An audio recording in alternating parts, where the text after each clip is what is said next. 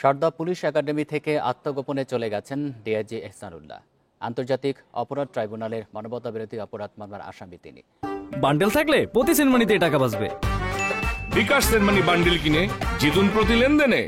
Bangladesh police একাডেমির super Saiful Islam জানান, বুধবার থেকে ডিআইজি এহসানুল্লাহ একাডেমিতে অনুপস্থিত রয়েছেন। সম্প্রতি মানবতাবিরোধী অপরাধের দায়ে অভিযুক্ত এহসানুল্লাহকে আটকের জন্য একটি দল পুলিশ একাডেমিতে অভিযান চালানোর পর বিষয়টি সামনে আসে। তবে এ বিষয়ে পুলিশ একাডেমির কেউ নিশ্চিত করেনি। এহসানুল্লাহ একসময় বরিশালে পুলিশ সুপার ছিলেন। পরবর্তীতে তিনি ডিআইজি হন। বিচার বহির্ভূত হত্যায় জড়িত থাকার অভিযোগ রয়েছে তার বিরুদ্ধে।